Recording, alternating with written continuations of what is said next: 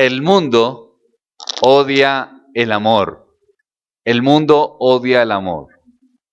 Habíamos hablado en el sermón anterior, habíamos hablado acerca de las características de lo que no es el amor cristiano. Habíamos dicho lo que no es el amor cristiano. Habíamos dicho el enfoque que da el apóstol en cuanto a los hijos de Dios y los hijos de Satanás. Habíamos visto la confrontación que hace el apóstol en relación a la iglesia de Cristo y cómo la iglesia de Cristo debe vivir en estos principios de amor, de amor como creyentes, ¿no? Cómo se manifiesta, cómo los hijos de Dios manifiestan el amor, cómo el creyente debe reconocer se reconoce un cristianismo saludable en las expresiones de amor. Esa es la forma, ¿verdad?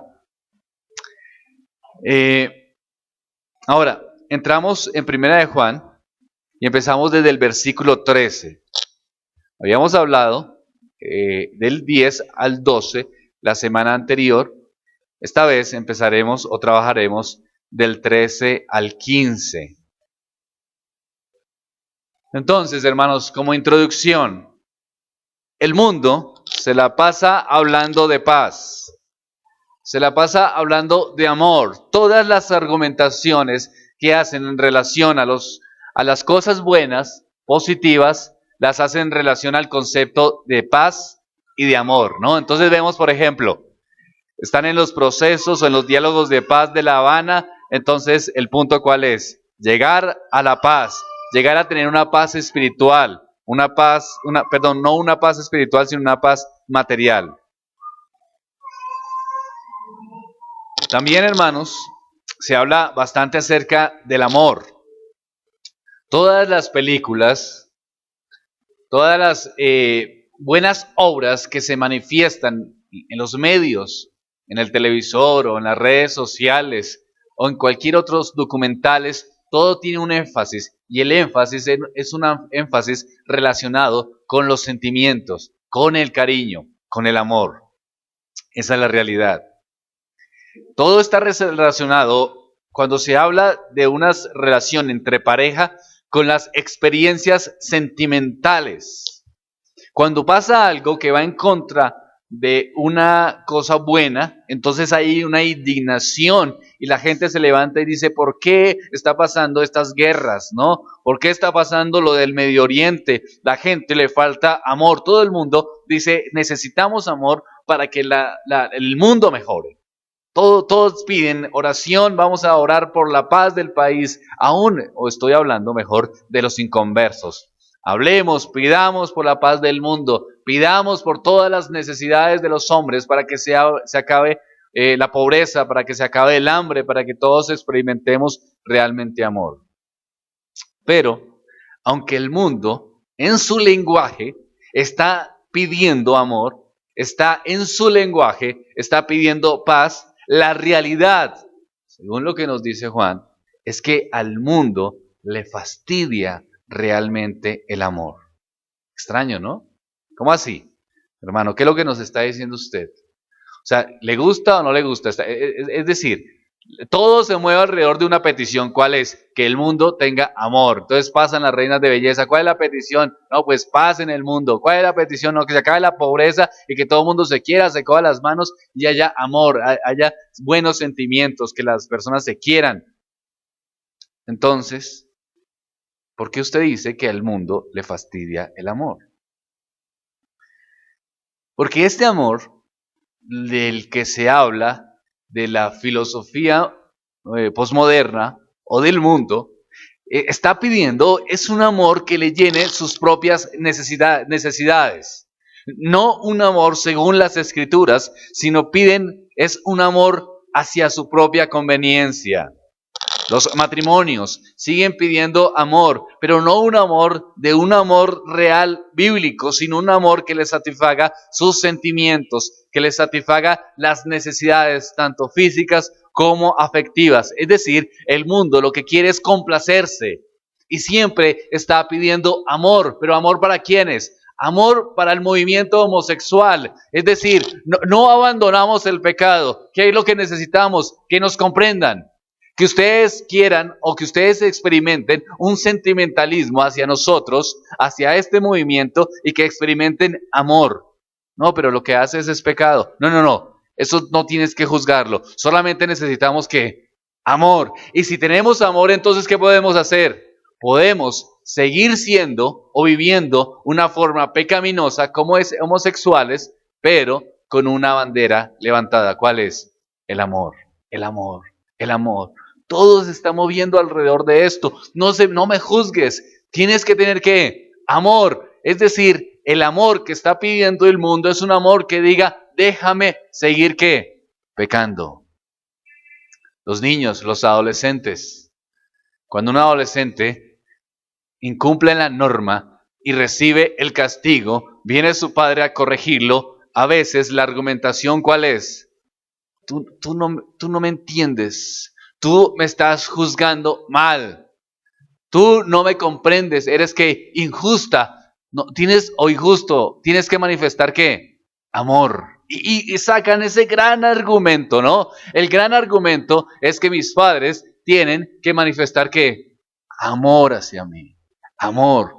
Mira, si tú me disciplinas es que no me amas. Tú tienes que manifestar amor. ¿Y realmente es un amor bíblico? No, es un amor sentimental. ¿Con qué fin estoy pidiendo este amor?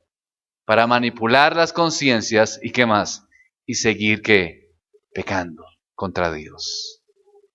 Porque realmente, queridos hermanos, el mundo le fastidia el concepto bíblico de amor. Lo único que quieren es levantar la bandera del amor para seguir complaciéndose en ¿qué? En sus propios caprichos y utilizando la fachada de los sentimentalismos y del amor.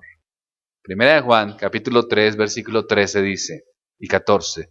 Hermanos míos, no os extrañéis si el mundo os aborrece. Nosotros sabemos que hemos pasado de muerte a vida, en que amamos a los hermanos. El que ama a su hermano, ¿qué dice la Escritura? El que no ama a su hermano, ¿qué dice la Escritura? ¿Cómo permanece? En muerte. Ahora Juan está listo para confrontar al odio y a la muerte con el amor. ¿Sí notan? ¿Por qué entra el versículo 13? Está entre el versículo 12 y el versículo 14, si lo que estamos viendo es que en el versículo 11 y 10 y la carta en sí está hablando acerca del amor cristiano, del amor que deben tener los miembros de la congregación, pero después pone un ejemplo, y el ejemplo es Caín, pero después pasa y persevera y habla acerca de este principio regulador que es el amor. Pero en el 13, mete esto interesante acá. Hermanos míos, ¿qué dice? No os extrañéis si el mundo os aborrece. ¿Por qué pone el versículo 13? Si está hablando acerca de la iglesia y lo importante que debe ser el amor dentro de la iglesia y como es una característica de la iglesia, de los hijos de Dios, mantener amor. Y no es esa una característica de los hijos del diablo. Hermanos míos, no os extrañéis si el mundo os aborrece. ¿Por qué? Bueno, en primera instancia, porque el apóstol Juan, como vemos en su indicación y en la línea que va llevando a través de la epístola, está abriéndole los ojos, por decirlo de alguna manera, ¿a quiénes? A los creyentes, porque se levantan falsos profetas y esos falsos profetas querían coger la doctrina del mundo y tratar de acomodarla de alguna manera a los principios reales de las Escrituras. Entonces, cogían esta filosofía mundana, la podemos utilizar dentro del marco de la iglesia y sacar un pensamiento que nos pueda mantener a todos en ¿qué? En paz, sin necesidad de estar teniendo radicalismos en algunos aspectos. Entonces, Juan quiere mostrarles una realidad. ¿Cuál es la realidad? Que no deben de extrañarse. ¿Pero por qué? ¿Por qué si la gente nos está diciendo que podemos estar tranquilos y en paz si pensamos cosas similares, particularmente a la filosofía griega? que era lo que el gnosticismo estaba llevando a la iglesia. Los creyentes entonces estaban asombrados por el odio que deben sufrir de parte del mundo que los rodea. Viene un cristiano, se convierte a Cristo. Este cristiano, esta persona, digamos, tomaba trago, era desordenada en su vida, viene a Cristo, se convierte al Evangelio, abandona sus hábitos pecaminosos, abandonaba todas estas situaciones por las cuales era juzgado en su casa, con lo cual era juzgado por sus hijos, se convierte, empieza a amar las cosas espirituales y entonces sale corriendo al mundo a decirle: soy un nuevo hombre, lo que ustedes rechazaban ha sido cambiado en mí. ¿Y qué encuentra? Rechazo. ¿Alguien entiende esto? ¿Cómo así? Esperen un momento. Estamos hablando de un hombre que era tomador, irresponsable. Y este hombre era criticado por su condición pecaminosa, criticado por todos. Cuando de pronto viene, se convierte a Cristo, hay un nuevo nacimiento en su corazón, tiene unos nuevos anhelos y sale a decirle al mundo su nueva condición y se encuentra con un rechazo. Ahora, no solamente un rechazo, sino aborrecimiento, odio. Se encuentra con odio. ¿Un cristiano esperaba eso? Claro que no. Yo quiero venir al mundo, salí de esa condición, estaba muerto en mis pecados, tengo una nueva esperanza, he nacido de nuevo y entonces necesito mostrar este amor de Cristo que ha transformado mi corazón a los demás. Es decir, la intención del creyente es salir al mundo para hacer ¿qué? El bien. Para hacer lo justo, para hacer lo bueno, para hacer lo que es de acuerdo a las Escrituras, lo correcto delante de Dios, y salen disparados y se encuentran con un mundo que aborrece el bien. Es decir, aborrece realmente lo que piden. Incongruente, ¿no? Amamos el amor, dice el mundo. Queremos el amor, queremos paz para Colombia, queremos que todos tengan integración, queremos ser amados. Y se levanta este hombre que representa la iglesia de Cristo y sale la iglesia de Cristo diciendo: definitivamente, aquí tienen lo que ustedes están pidiendo, el amor, pero el amor real, el amor de Cristo para salvación. Y el mundo entonces lo rechaza. Y no solamente se conforma con eso, sino lo aborrece. ¿Por qué? Porque no quieren este tipo de amor. Quieren un amor que les complazca y que les permita seguir viviendo su vida pecaminosa. ¿Vamos entendiendo por qué nos amargamos cuando las cosas no salen tan bien? ¿Vamos comprendiendo cómo nos amargamos cuando nos dicen que no estamos haciendo lo mejor? Es el deseo de poder estar en paz, pero seguir haciendo el mal. Y Juan dice: no se extrañen, que eso no los sorprenda. El mundo está lleno de descendientes. ¿De descendientes de quién? ¿Recuerdan? Descendientes de Caín, que expresarán su odio contra los hijos de Dios. Estábamos hablando de los descendientes de Dios, los hijos de Dios y los hijos del diablo, y que Caín era un representante de hijo del diablo, y está diciendo entonces: el mundo está lleno de estos descendientes de Caín que expresarán su odio contra los hijos de Dios. Pero ¿cuándo se experimenta un hijo de Dios odio? ¿Y por qué lo relaciona con el amor? Porque tenemos una nueva condición, queridos hermanos. Y como veíamos las características el domingo pasado del amor, entonces ya lo que hacemos no es para nuestra propia vanagloria.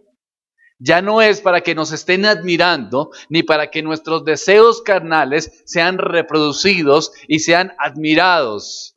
Ya, cuando amamos, lo hacemos, ¿por qué? Por la gloria de nuestro Dios. Esa es nuestra intención, eso es nuestro deseo. Entonces el mundo aborrece esto, porque ¿qué quiere el mundo? Que nosotros amemos para ser ¿qué? Mostrados, para ser reconocidos, para ser admirados. Cuando el hombre es rechazado, cuando el cristiano es rechazado, cuando actúa como Cristo, cuando su vida es luz, pero no una luz artificial, no una luz de buenas obras, porque cualquiera admite y reconoce buenas obras. Aquí es una luz interior que reconoce lo que es Dios y lo que es la santidad y el Evangelio de Cristo y el único camino que puede libertar al corazón. Por eso nosotros predicamos el Evangelio. No solamente salimos a decirles a la gente, hagan buenas obras, porque el mundo también admira las buenas obras. Si salimos a dar comida a los pobres, si salimos a dar techo a los necesitados, el mundo también admira esto. Esto no es una cosa rara, hasta los paganos lo hacen. Entonces, ¿por qué levantaremos odios? Porque nosotros diremos, haremos obras, pero con una consigna. Cristo es el único camino para salvación. No hay otra forma, pero yo puedo estar en mi condición y ser salvo. No, solamente a través de ¿qué? De Cristo, solamente por Cristo, pero yo puedo ser un buen católico haciendo buenas obras y seré salvo. No, ¿cuál es nuestra bandera? Siempre, solamente que Cristo. Y eso levantará odio. Pero eso es amor verdadero. Porque Cristo es la manifestación profunda del amor. Lo que hizo Cristo en la cruz del Calvario es la gran expresión de amor para los pecadores caídos y necesitan reconocer a Cristo porque es la única forma de ser salvos. Por eso su iglesia será despreciada, porque no daremos más caminos ni daremos más espacios, solo uno, Cristo Jesús. Además, el cristiano será malentendido, será odiado, porque querrá imitar a Cristo. Su vida será luz. ¿Y qué hace la luz? Expone. ¿Qué expone? Las malas obras de los impíos. Y los impíos interpretan la luz como una acusación. Eso lo vemos constantemente en los ejemplos de las Escrituras. Tenemos el caso que dice Juan, el caso de Abel. Todo lo que Abel hizo fue ofrecer un sacrificio agradable a Dios y fue suficiente para que su hermano Caín se enojara de tal manera que ¿qué? Lo mató. ¿Qué sintió Caín? Se sintió acusado por la conducta de Abel y en lugar de reaccionar en humildad y arrepentimiento, reaccionó en ¿cómo? En venganza. Otro caso conocido es David, con el rey Saúl. ¿Cómo fue David? Fue un fiel siervo de Dios, quien defendió el reino, el reino que era de Saúl y lo defendió con mucha lealtad. Pero la justicia de David, en lugar de provocar agradecimiento en Saúl, ¿qué incitó? Persecución. ¿Y cuál era el fin de Saúl? Matarle. ¿Por qué? ¿Por qué? Simplemente porque hacía lo justo. ¿Recuerdan que la gente iba cantando cuando venían de la guerra? Y decían que David 10,000 y Saúl a sus 1,000.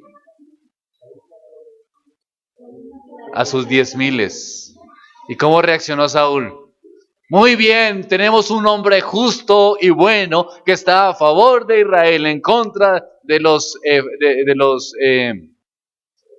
filisteos. Tenemos un hombre que hace bien a nuestro pueblo, tenemos un hombre que hace lo correcto. Qué bien, hay un hombre que está a favor de Israel y está con Dios. ¿Esa fue la acción de Saúl? No. Sintió rabia, sintió envidia, se sintió mal. Él era el rey, tenía todo el control, tenía todo el poder, pero sintió rabia, odio. ¿Por qué? Porque había un justo y el pueblo estaba a favor de ese justo. Otro caso entonces, o vemos esos casos. Elías sirvió con fidelidad a Dios, pero fue perseguido insistentemente por Jezabel. Estos hombres fueron leales, fueron valientes, fueron del Señor, pero tenían amenaza. Daniel mismo, ¿cuál era el pecado de Daniel? Era perseguido por ser un hombre de oración y devoto al Señor. Cosa tan extraña, ¿no? Es decir, vemos un hombre que ora, que es devoto a Dios, pero ¿cómo reacciona el mundo? ¿Cómo reaccionaron los sacerdotes? ¿Cómo? Persecución. El mayor ejemplo de esto fue el Señor Jesucristo. No existió, queridos hermanos, nadie más compasivo, alguien más tierno, alguien más honesto, alguien más manso. Pero su justicia era una constante y poderosa luz que exponía, aún sin palabras, la hipocresía de los fariseos. ¿Y qué terminaron haciéndolo? Matándolo. Terminaron matándolo. O sea, que si eres creyente y estás creciendo en la gracia de nuestro Señor Jesucristo, a semejanza de Él, estarás con esto siendo luz. Y esta luz expondrá la corrupción de los demás. Y la reacción natural del mundo es responder con persecución en forma de insultos, de burlas, de represalias, de discriminación. Ejemplos de esto. Si un joven creyente reconoce que tener relaciones sexuales prematrimoniales no es lo correcto porque lo dicen las Escrituras y la palabra de Dios, ¿qué recibirá? Reprensión. ¿De quiénes? De los que aman el sexo libre. Si amas la modestia, si tú crees que eres un testimonio del Evangelio y de Cristo, y no necesitas estar buscando tatuarte la piel o ponerte accesorios o cosas extremas o vestir de una manera llamativa, sino que eres modesto o modesta en tu vestimenta, entonces estás haciendo una amonestación. ¿A quiénes? A aquellos que les gusta vivir llamando la atención sobre su persona. Hay personas que son así, que quieren que todo el mundo les vea, ¿no? Entonces se le visten de la manera más escandalosa para que todo el mundo ponga sus ojos en ellos. Y cuando ven a alguien que tiene cierta modestia en su vestimenta, entonces se sienten señalados, se sienten acusados, se sienten incómodos y molestos. ¿Y qué están generando entonces? Odio. Si tratas de vivir en humildad, ¿expones a quiénes? ¿A quiénes van exponiendo? Pues al que está viviendo en orgullo. En cosas sencillas, queridos hermanos, que vemos todos los días en nuestro trabajo. Si alguien llega puntual a su trabajo, pues ¿qué hace? Pues nos ponen problemas a los perezosos que lleguemos tarde, ¿no? Y ya está, esa cosa está haciendo luz y está despertando los pecados de los demás. Si hablas con amor, si hablas con compasión, estás mostrando el pecado de aquellos que hablas con aspereza. Y eso lo vemos desde siempre, desde pequeños, desde el colegio, cuando llega el profesor y están los estudiantes ahí y ya va a terminar la clase y se levanta un estudiante y dice, profe, no va a calificar la tarea. ¿Cómo reaccionan los demás? Muy bien, compañero, estimado académico estudioso. Qué bueno que compartas tus conocimientos con nosotros y podamos aprender juntos, ¿no? Le pegan, le gritan cosas, lo insultan. ¿Por qué? Porque esa actitud, ¿qué está destapando? El pecado de los otros. Cosas pequeñas que lo vemos en situaciones mayores. Si eres espiritual y buscas las cosas de arriba, tu vida va a exponer a los mundanos a tu alrededor. Si tú crees la importancia de venir al culto y se acercan otras personas que no lo hacen, van a tratar de decirte que estás haciendo mal porque estás perdiendo tu tiempo en lugar de descansar, porque te toca muy duro en el trabajo, pero tú estás teniendo una actitud diferente, entonces eso incomoda. Ahora, es claro que ese es el mundo, ¿no? Ahora el problema, ¿cuál es? O el problema de Juan, mejor. Que esta situación no estaba, o esta persecución no estaba viniendo solamente del mundo, sino ¿de dónde? De los infiltrados que estaban ¿dónde? En la iglesia. De aquellos que estaban metidos en la congregación y también querían atacar a la iglesia, pero desde adentro. No todos, queridos hermanos. Los que están dentro de una congregación son verdaderos creyentes y a través de la historia, algunos de los ataques más feroces y más crueles en contra de la iglesia de Cristo han sido dentro de la congregación. Es decir, cuando el ataque es de afuera, viene el enemigo y trata de destrozar a la iglesia de Cristo con persecución, como se dio por Roma, como se dio en los países comunistas, tratando de alejar el evangelio de Cristo y de la verdad de Dios. ¿Y qué pasaba? La iglesia cada día se fortalecía más. ¿Por qué? Porque los que quedaban no eran los hipócritas, sino ¿quiénes? Los verdaderos creyentes. Entonces, los ataques reales y más peligrosos, como lo estuvimos viendo, que se han dado históricamente, han sido aquellos que vienen dentro de la iglesia. Los que no tienen un amor cristiano, los que quieren mezclar las doctrinas con sus propias pasiones carnales, los que quieren influenciar a la iglesia de Cristo, llevándolas a un pensamiento erróneo para que se alejen de la verdad del evangelio y se conviertan en iglesias religiosas en contra de Dios y en contra de la verdad. Aunque se llamen a sí mismos cristianos, están en contra de Dios y de su palabra. Nosotros tenemos que cuidarnos de no ser de aquellos que persiguen a los cristianos. Hay ocasiones que vemos a otros creyentes más piadosos que nosotros, más apasionados por la obra, más entregados al estudio de la palabra, tomando grandes riesgos, sirviendo en la congregación. Y en lugar de estimularlos y dar gracias a Dios por ello, ¿saben qué hacemos? Los criticamos. Corazón perverso el nuestro, ¿no? Voy a tratar de hacerme entender. Hermanos que se esfuerzan en servir al Señor, con trabajo, con dedicación, teniendo también sus familias, sus trabajos, sus responsabilidades, aún personas casadas con inconversos, por ejemplo. Lo que ustedes quieran, pero se esfuerzan. Quiero servir a Dios, quiero esforzarme en la verdad, quiero leer las Escrituras, quiero manifestar esto que estoy aprendiendo, quiero ponerlo en práctica. ¿En dónde, Señor? Señor, claro, la tienes. ¿Dónde? Lo que Dios planeó para esto. ¿Qué? La iglesia local. Listo. Ahí estaré, ahí trabajaré, ahí me esforzaré.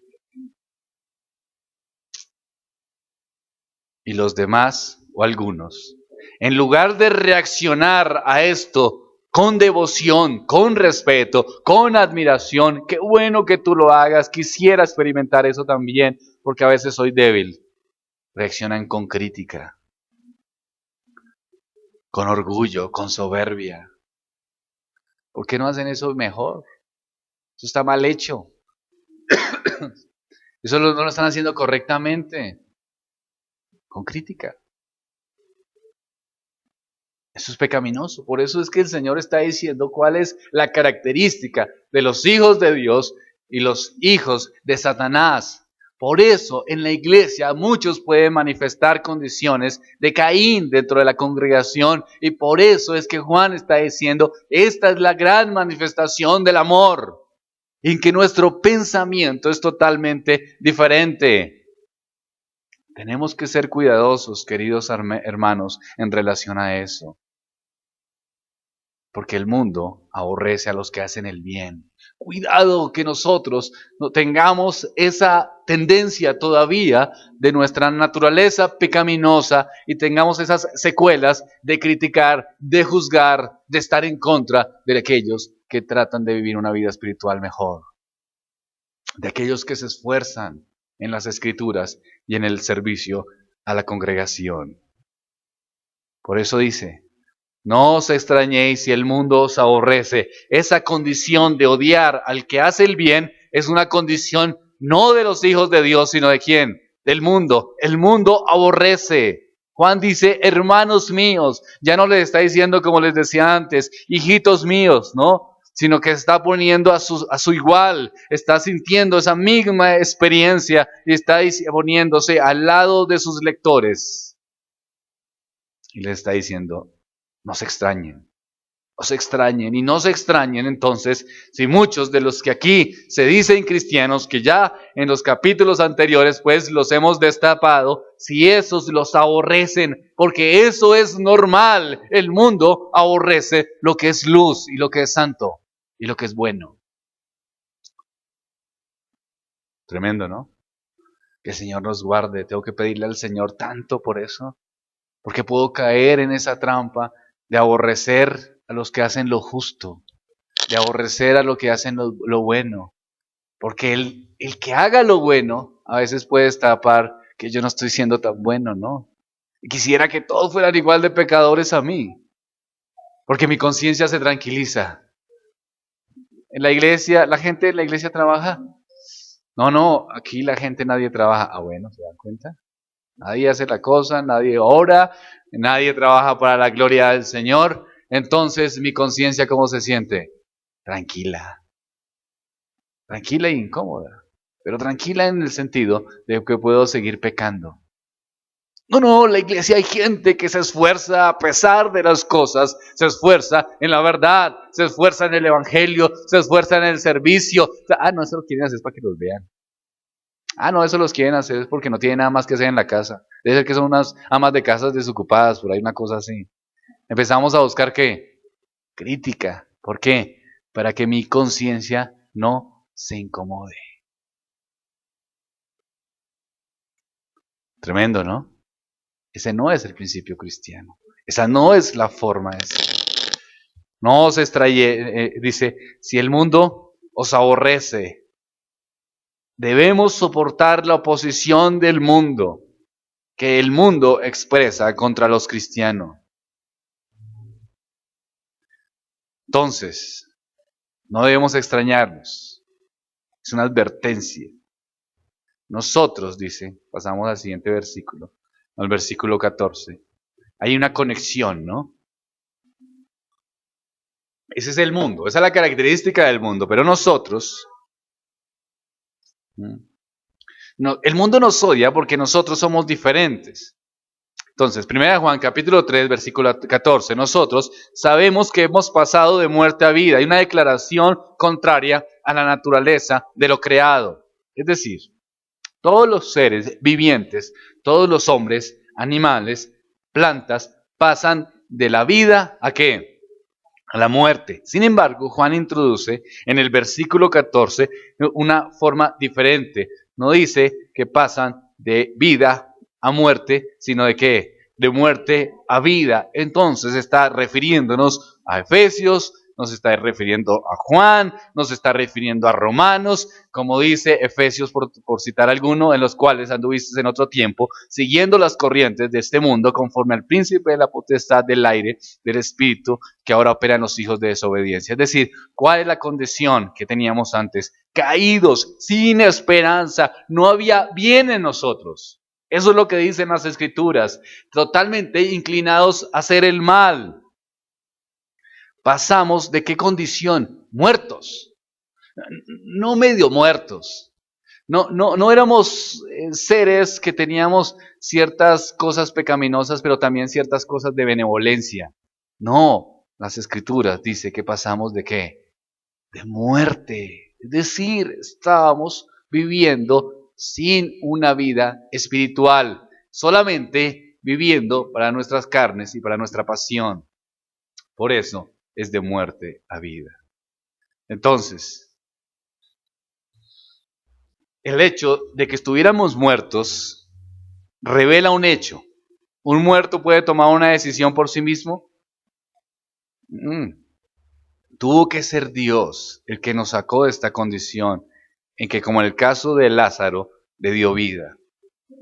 Entonces, no podemos pretender ser superiores sobre todos aquellos que estaban muertos en esa condición. Dios salva a los hombres. Dios es el que da una nueva vida en el corazón. Y cuando nos da una nueva vida, entonces Dios pone en nuestros corazones, por ese nuevo espíritu, anhelos diferentes. ¿Y cuál es el máximo anhelo diferente? Ahora sí. Podemos tener una comprensión real lo que es el amor. Ahora usted puede tener un matrimonio saludable. Ahora sí. Porque antes no. Antes su concepción era, usted tiene que vivir ¿para qué? Para mí, para lo que yo sienta, para mis emociones, para mis sentimientos. Ahora no. Vivimos ¿para qué? Para la gloria de Dios. Y puedo amar a mi cónyuge aún sin estar yo viviendo situaciones o experiencias emocionales. ¿Por qué? Porque el amor se convierte en una convicción cristiana. Igualmente el amor en la congregación y entre los hermanos cambia. No es unas relaciones como veíamos hace 8 días. No es una compinchería. No son afectos emocionales, sino una convicción de estar ahí. ¿Cuándo? Cuando se necesita. Cuando se ayuda. El Hijo de Dios pasa de muerte a la vida. Pero la persona que vive o es hijo del maligno permanece en muerte. Entonces, el Hijo de Dios tiene una vida espiritual y empieza a manifestar un amor real. Y su vida empieza a florecer. Y es un amor del que habla el texto claramente. Primera de Juan 3:11 también, porque este es el mensaje que habéis oído desde el principio, que nos amemos unos a otros. Y también entonces el versículo 14 dice, nosotros sabemos que hemos pasado de muerte a vida. ¿Por qué lo sabemos? En que amamos a los hermanos. Porque el que no ama a su hermano permanece en ¿qué? En muerte. Entonces, reiteradas veces habla o nos hace mostrar lo que es el concepto de amor. Ahora, el concepto de amor no es un amor hipotético. No es el que se muestra en las palabras, sino se muestra ¿cómo? En la verdad, en los hechos. ¿Pero dónde dice esto, hermano Helber? Lea más adelante para que usted me crea.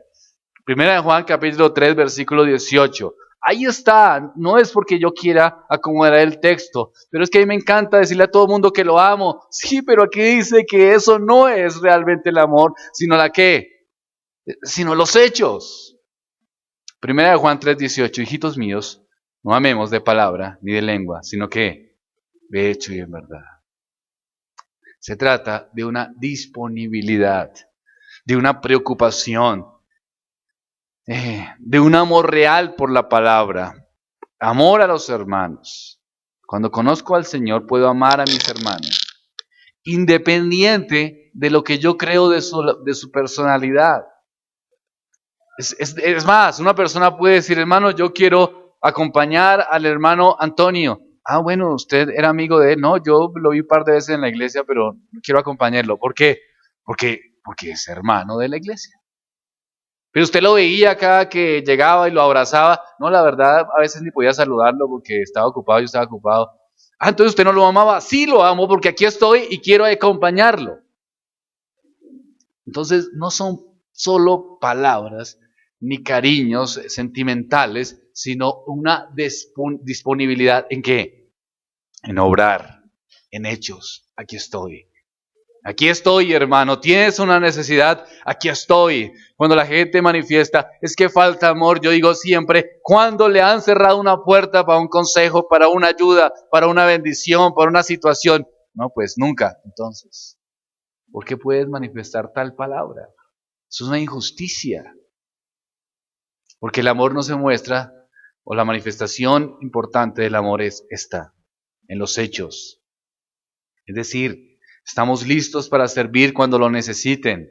Un amor correcto es un amor de acuerdo a los mandamientos de Dios, no el amor que nos presenta Hollywood, ni los sentimentalismos, ni las necesidades egoístas de las personas que solo pretenden llegar a una congregación, como veíamos hace 8 días, que la misma iglesia se quiso ganar esas responsabilidades por todo lo que trataban de hacer en la década de los 80 para que la gente no se fuera de la iglesia, ofreciéndoles todo tipo de seminarios, todo tipo de convenciones, todo tipo de charlas para que se sientan aglomerados y a gusto, felices. No, no, esto es diferente. Esto es que el creyente ha nacido de nuevo y llega a la congregación no a sentarse y decir, quiéranme porque soy muy importante, sino sienta y dice, Dios fue misericordioso, estaba caído, muerto en la peor miseria y me salvó. Me salvó. ¿Qué puedo hacer? Quiero servir, quiero amar, quiero ayudar. ¿Pero por qué? Porque Dios fue bueno. Pero es que la iglesia del Redentor no lo merece. No importa. No se trata de la iglesia. ¿Se trata de quién? Se trata de Dios. Pero ¿cómo puedes perdonar si te hacen mala cara todos? No se trata de la iglesia. ¿Se trata de quién? De Dios, de Cristo, de su obra, de su salvación en mi corazón. Eso es suficiente. Amo a mi Padre. Deseo honrarle. Quiero vivir para el Señor. Esa es la característica. ¿No? ¿Dónde hay falta de amor, queridos hermanos? Cuando no ayudamos, cuando no estamos disponibles, cuando no servimos, cuando somos egoístas y estamos pensando solo en nuestro propio beneficio y en nuestra propia comodidad. Eso es falta de amor. Es falta de amor con el prójimo. Cuando hablamos mal de la iglesia o mal del pastor que está predicando, porque eso hace que en la mente del creyente se creen prejuicios y que cuando venga a la congregación y escuche, va a pensar, no, esto no me sirve porque no le creo. No pueden concentrarse por un mal comentario, por una situación dada. Hace que el creyente no pueda concentrarse en lo que tiene que concentrarse. Ahora, el amor de la familia también ha sido malentendido. Vemos cómo las personas se levantan. Yo por mis hijos haría lo que sea, ¿no? Eso lo vemos.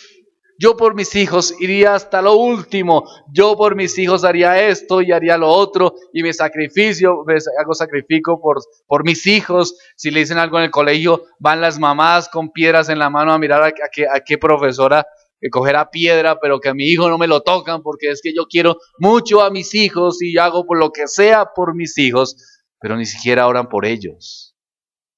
Es más, ni siquiera los llevan a la iglesia. Ni siquiera son juiciosos en su asistencia o en su culto devocional y se levantan con qué orgullo y dicen, haría lo que sea por mis hijos. ¿Estudia la Biblia con ellos? Bueno, a veces. Sí. Lo que sea que es entonces. Eso es una cosa sencilla, ¿no? Si no es capaz de hacer una cosa sencilla, entonces ¿qué está imaginándose?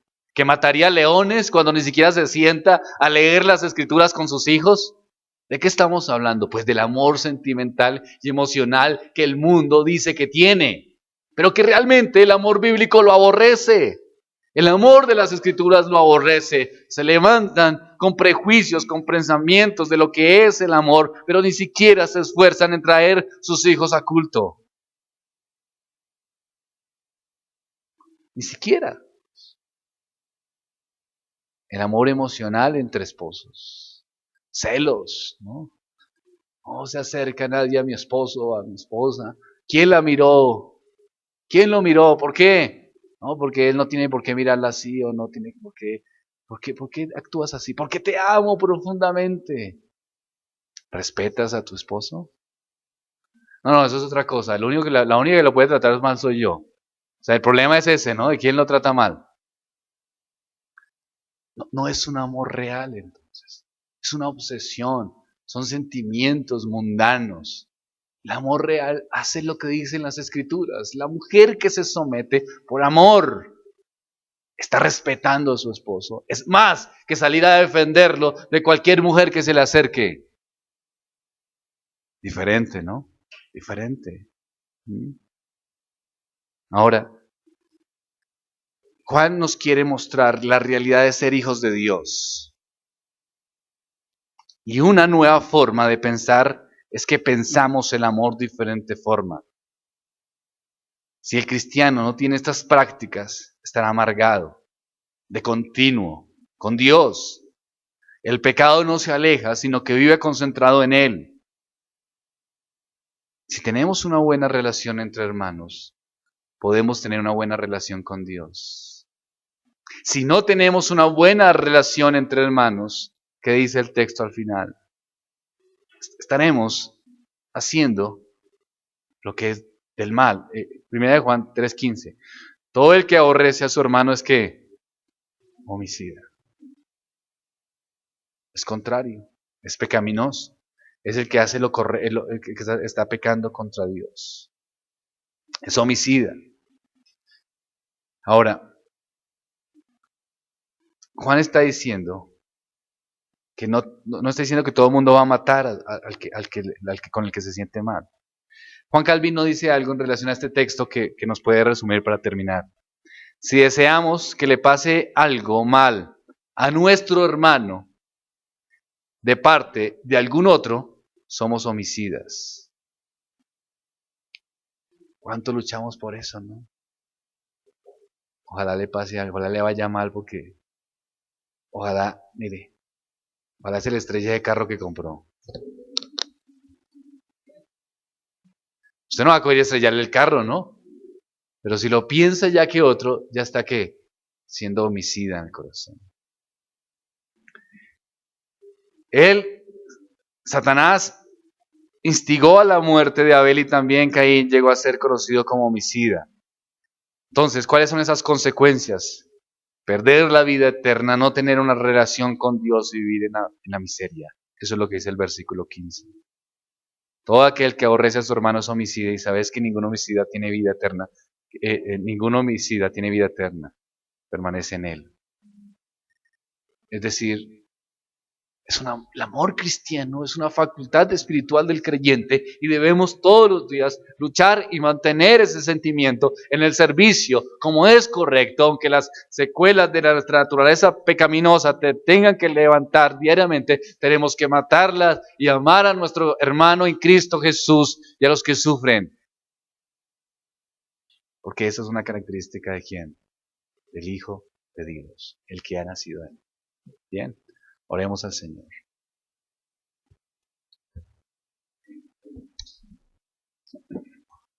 Padre de los cielos, te doy gracias porque tu palabra es clara. Nos muestra nuestra realidad. Perdónanos, Señor, cuando hemos sido no sabios y criticamos o juzgamos, Señor, a los que hacen bien, a los que se esfuerzan en un servicio espiritual, de acuerdo, no a sus propias convicciones, sino de acuerdo a las Escrituras. De los que quieren vivir con pasión las Escrituras. Y cómo nos molesta esto, porque a veces no lo hacemos nosotros. Ayúdanos, Señor, a abandonar esos pensamientos y deseos pecaminosos. Ayúdanos. No es una característica de los hijos de Dios. Los hijos de Dios aman lo que es bueno. Ayúdanos a amar eso que es correcto y que como congregación no seamos una congregación sentimentalista, que está viendo la magnitud del amor o mide la magnitud del amor de una congregación en la cantidad de palmadas en la espalda. Ayúdanos a vivirlo en la disposición que tienen los creyentes unos con otros para servir al que sufre, al que no necesita. Ayúdanos, Señor, a entender estos preceptos. Guíenos, Señor, en el nombre de Cristo. Amén.